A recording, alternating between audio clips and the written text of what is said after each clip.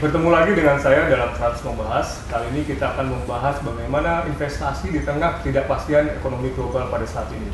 Telah hadir bersama saya Andika Diskarsnes yang merupakan seorang financial planner dan juga investor sejati, pelaku investasi. Jadi kita langsung dari teori dan juga prakteknya. Selamat sore Mas Andika. Selamat sore Pak Frans. Apa kabar? Baik banget Pak.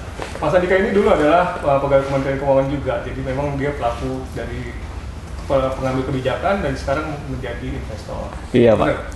Ya, jadi dulu sempat sebagai karyawan, terus sekarang saya bikin bisnis sendiri sebagai investasi juga. Keluar dari kementerian bukan karena gondrong ya? Bukan Pak. Oke Mas, kira-kira dari awal dulu, kenapa kita perlu melakukan investasi ya sebagai orang yang pekerja atau apa? Oke Pak, jadi kalau kita ngomong investasi sebenarnya banyak banget nih Pak ya. Golongan teman-teman yang masih muda, baru mulai kerja. Saya sendiri pernah merasakan, oh iya, baru mulai kerja dapat duit banyak gitu. Tapi mereka nggak ngerti nih mau ngapain. Once ternyata ada satu momen butuh dana banyak banget, terus mereka nggak ada persiapan sama sekali dengan kondisi harga yang sudah berubah dibandingkan masa lalu. Nah, ini kan suatu fenomena yang cukup berbahaya ketika orang-orang masih nggak paham soal investasi. Orang dulu berpikir bahwa investasi itu jahat, investasi itu tipuan gitu kan. Padahal nggak juga. Kalau kita sudah lebih paham tentang dunia investasi, literasinya udah membaik, sebenarnya itu akan bermanfaat buat kita semua.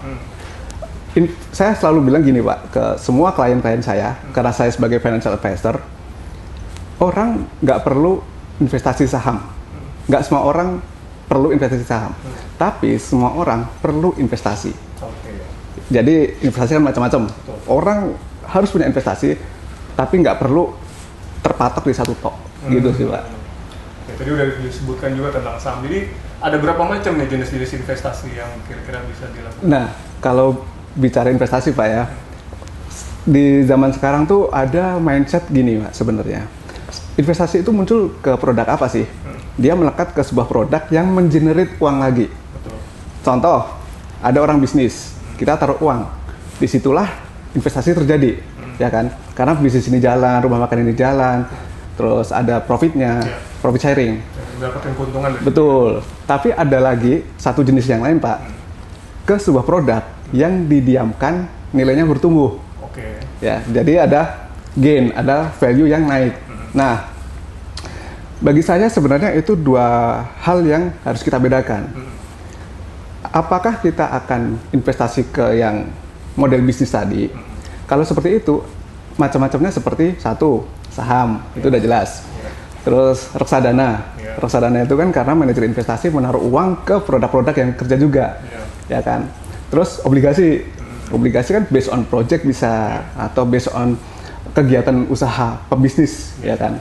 Sementara yang modelnya value dari sebuah produk tadi, barang yang naik, berarti contohnya emas, ya kan Pak? Terus contohnya, kalau Bapak pernah lihat kartu basket ya, ya, sekarang lagi hype juga, kembali ke hype. Masuk perangko, lukisan.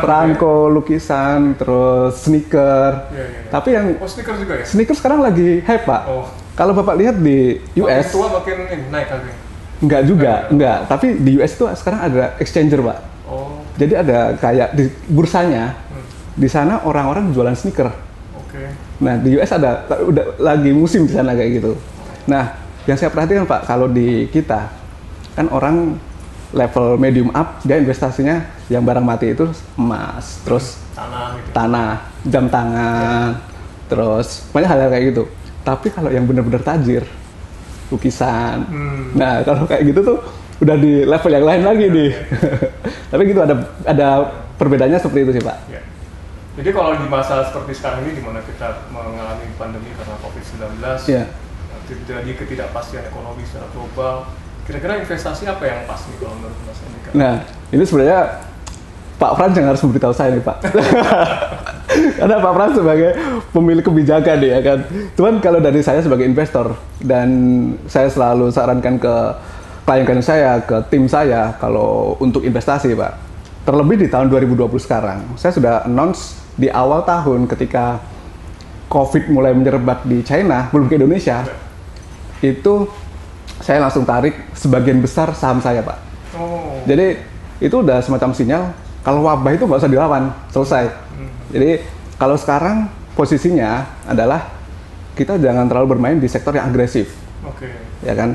Sektor Contohnya yang agresif itu seperti apa? sektor agresif itu COVID kan melumpuhkan bisnis, Oke. ya kan Pak? Berarti semua produk yang berhubungan dengan bisnis pasti lumpuh, ya kan? Nah, Baik di supply maupun di demand. iya, baik di supply maupun di demand gitu. Nah, terus kalau di karakter investor Pak, ada dua perbedaan nih. Kalau Bapak masuk ke kategori defensif, Bapak akan diarahkan ke obligasi, Ya. nah, diarahkan ke deposito dan lain sebagainya. Lebih aman lah ya. Lebih aman. Kalau diarahkan sebagai investor agresif, Bapak akan diarahkan ke saham. Kalau di luar negeri akan ada pengarahan ke cryptocurrency. Kalau di sini kan masih Populer. belum populer dan masih banyak regulasi yang harus disesuaikan juga gitu kan. Tapi paling nggak kalau investor maka masuknya ke saham gitu. Nah, saran saya terutama untuk teman-teman yang masih pemula Pak, jangan terlalu agresif di saham. Oke. Karena sekarang itu ambience-nya Pak, saham lagi murah nih, ayo masuk aja. Iya. Padahal kita nggak tahu bottomnya sampai seperti apa. Kita nggak tahu akan terjadi second wave atau seperti apa gitu kan. Dan ini harus diperhatikan sama teman-teman yang baru mulai belajar investasi. Iya. Kalau mereka masuk sekarang, terus turun, trauma Pak, Iya betul. ya kan? Stres lagi. Bisa stres, malah efeknya 1 tahun ke depan, 2 tahun ke depan mereka nggak mau invest lagi. Kapok lah ya. Ya. Sekarang saya mau tanya nih ke Bapak nih, Iya. boleh kan Pak? Boleh. Bapak investasinya sekarang modelnya seperti apa Pak? Ya saya saham. Saham Pak ya? Obligasi juga. Saham sama obligasi. Proporsinya jauh lebih besar mana Pak? Sama, imbang. Oh imbang. Nah, kalau ada salah satu teori Pak di dunia investasi, jadi antara saham sama obligasi ini kan fix sama variabel gitu kan, yang returnnya berbeda-beda risikonya gitu. Nah, ada yang mengkategorikan sama usia, ada yang mengkategorikan sama profile, ya kan. Nah, yang berbasis usia itu seperti apa? Contohnya gini, kalau orang muda, ya udah lu 80%, orang-orang bilang gitu. Kalau yang tua, mulai kurangin. 120 minus usia. Oke. Nah, ada permodelan seperti itu. Nah, yang mumpung ini lagi di kanal terkenal Pak Frans nih, langsung bahas, saya mau sampaikan bahwa meskipun kita punya investasi Pak, kita harus selalu mengevaluasi investasi kita, Oh, oke. ya kan? Kenapa? Agar tetap sesuai dengan profil kita, dan di dunia investasi itu wajar yang namanya rebalancing portfolio, ya kan? Nah, sayangnya apa? Hal ini jarang disampaikan nih ke teman-teman yang baru mulai nih. Makanya konsep yang terbangun adalah, ya udahlah aku beli, diem, pasti untung, Oke. tanpa ada evaluasi lagi. Jatuhnya banyak sekali model-model investasi yang ternyata KO. Nah, Trauma. terus trauma gitu. Nah, kalau permodelan Bapak yang sudah punya fixed bonds ini, terus ada yang saham yang termasuk agresif, saya rasa itu udah bagus Pak, tapi perlu ada rebalancing, let's say setiap 6 bulan atau setiap tahun, perlu ada rebalancingnya. Jadi terjaga nih komposisinya, gitu sih Pak. Oke. Nah kan pemerintah baru-baru ini juga mengeluarkan Oh iya. obligasi retail lah istilahnya. Menurut Mas Andika gimana nih? Nah, kalau obligasi retail, ini sebelum saya ngomong soal obligasi Pak, berarti saya akan ngomong kesiapan dana untuk investasi dulu Pak ya. Ya, oke. Nah, kesiapan dana untuk investasi itu terpenuhi ketika benar-benar ada uang dingin. Uang dingin itu apa? Uang dingin itu uang yang memang kita tidak gunakan. Ya. Contoh nih, usia 30 tahun, gaji 15 juta. Terus setiap bulan dia harus bayar kosan, dia harus bayar transportasi dan lain sebagainya, habis 10 juta gitu kan. Jadi kalau dalam setahun akhirnya terkumpul 5 juta kali 12, 60 juta, ya kan. Nah, yang bisa dia gunakan untuk alokasi investasi maksimal adalah 60 juta itu maksimal. Tapi itu harus memperhitungkan, kalau di kami financial advisor ada namanya dana darurat Pak. Oke. Dana darurat. Cadangan Pak ya? Iya, dana cadangan. Dana darurat ini harus disiapkan dulu. Berapa? Teori yang saya pakai itu simple dan sedikit dan lazim digunakan di US, di negara-negara maju. 6 kali spending. 6 kali spending. Nah, berarti kalau spending per bulan itu 10 juta, 60 juta gitu kan. Itu belum cukup nih berarti. 60 juta. Nah, berarti gimana? Dia hanya bisa invest ketika nanti 1 tahun lagi dia udah bisa nabung lagi. Oh, Gitu. banyak lagi. Yes, jadi uang dingin benar-benar ada. Kenapa? Dana darurat ini mulai terasa hype-nya tuh di era sekarang Pak, pandemi. Orang baru kerasa, ya gue butuh cash. Yang nggak butuh cash, mereka harus pinjam. Dan ini berbahaya banget. Kalau orang punya uang dingin, maka mereka siap untuk beli obligasi. Nah, balik lagi ke masalah obligasi. Obligasi itu kan modelnya surat utang, ya istilahnya surat utang, terus ORI 17 bisa diperdagangkan. Sebenarnya itu barang yang sangat menarik Pak, barang yang sangat menarik, terutama buat rebalancing portfolio tadi, ya kan. Jarang banget ada obligasi model retail, korporasi minimal rata-rata 100 juta. Ini cuma 1 juta. Ini cuma 1 juta. Orang bisa belajar untuk investasi. Dan buat saya, kalau ada klien masuk, mereka rata-rata, Kak Kanda tolong dong ajarin saya bisnis saham gitu kan. Saya cek profilnya, saya lihat kemampuannya. Nggak usah, lu obligasi aja. Saya selalu bilang gitu. Kalau nggak obligasi, reksadana. Kenapa? Karena obligasi dan reksadana ini itu adalah first layer buat mereka. Dan Pembuat pemula maksudnya? buat pemula. Jadi ketika Bapak sounding tadi ORI 17 yang baru di launching, itu barang bagus sih. Even saya juga beli Pak, udah beli. Sama dong. Udah beli. Karena memang ya 6,4%, let's say dikurangi 15%, 5,something% gitu kan. Masih lebih tinggi dari deposito. Lebih tinggi dari deposito. Kalau naruh duit di Jepang, ya tinggian di kita. Udah jelas ya kan.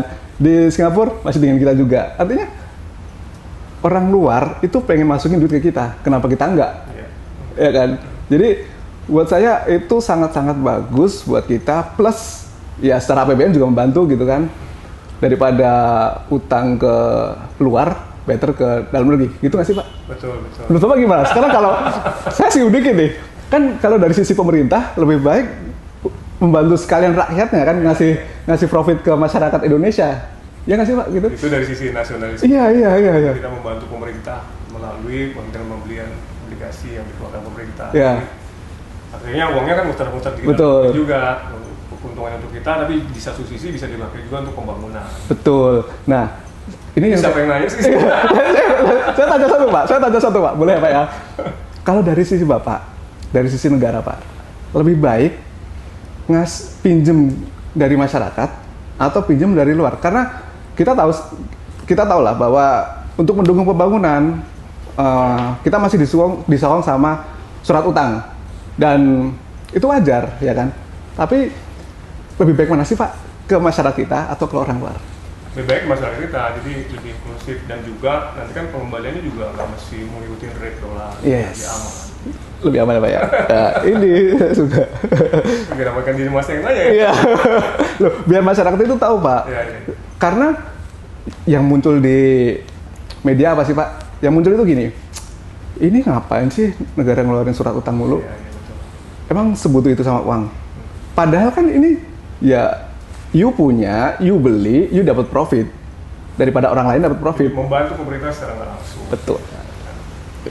Nah, yang mungkin yang terakhir nih, Iya, Pak. terkait dengan bagaimana sih supaya lebih optimal tadi rebalancing antara saham, ORI atau apa gitu. Atau ORI-nya ini supaya lebih gitu loh. Oh iya. Buat anak-anak sekarang. Gitu Pak. Kalau misalnya soal investment terutama di obligasi Pak, obligasi ini saya sangat suka untuk menyesuaikan dengan tujuan pendidikan ataupun tujuan pensiun. Oke. Meskipun ORI cuma 3 tahun, pensiunnya masih 10 tahun. Nah, gimana cara ngakalinya? Ini kan ORI dapatnya per bulan Pak. Jadi sebenarnya ada 2 model untuk investment, itu untuk membantu cash flow kita, sama untuk menaikkan harta kita, ya kan. Nah, kalau ORI ini karena dia sangat membantu cash flow. Misalnya pensiun 10 tahun lagi, setiap bulan kita dapat cash flow masuk. Cash flow masuk di rekening, bisa kita reinvest ke let's say reksadana. Oh, diputar lagi. Diputar di reksadana. Yang yield tadi ori tadi putar. Betul. Di reksadana dan lakukan sampai jatuh tempo. Kenapa saya bilang di awal tadi uang dingin? Karena saya berharap ke teman-teman yang beli ori, teman-teman yang beli obligasi itu tahan sampai jatuh tempo. Kalau dia punya uang dingin pun ada masalah, oke, dia masih punya dana darurat. Nggak perlu jual di pasar sekunder. Kan gitu, Pak.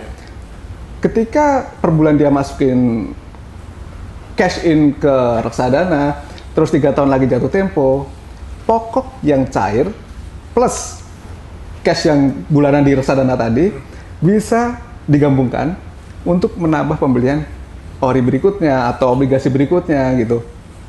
Sampai 10 tahun, saya yakin kenaikannya, kalau di kita ada CAGR namanya, Compounding Annual Growth Rate, itu pasti lebih tinggi dari kenaikan inflasi. Kalau dihitung, pasti lebih tinggi. Kenapa? Karena orinya pokoknya aman, terus kupon yang diterima masih bisa berputar. Gitu sih, Pak. That's smart. Ya, iya, jadi itu. Coba. Iya, jadi kemarin kebetulan saya boleh cerita dikit, Pak ya. Salah satu klien saya yang saya arahkan untuk beli obligasi itu sekitar 2M. Lumayan, Pak. Ori.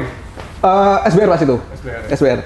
Terus setiap kuponnya dia dimasukkan ke obligasi, tapi kan kalau SBR cuma 2 tahun ya kalau nggak salah ya. 2 tahun sampai akhir jatuh tempo lagi, dia berencana tahun kemarin, tahun depan dia udah siap untuk beli selanjutnya, Pak.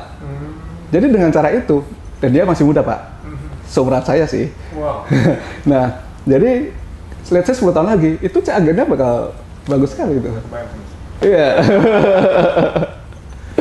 Mas Andika, terima kasih banyak nih pembicaraan singkat tapi sangat padat berisi. Terima kasih, Pak. Kalau kan daging semua nih. Jadi kita semangat untuk mulai investasi. Iya, Pak. Demikian pembicaraan saya pada hari ini dengan Mas Andika Diskartes. Terima kasih, Pak Frans. Mudah-mudahan bermanfaat bagi semua dan sampai jumpa lagi pada episode Frans Membahas berikutnya.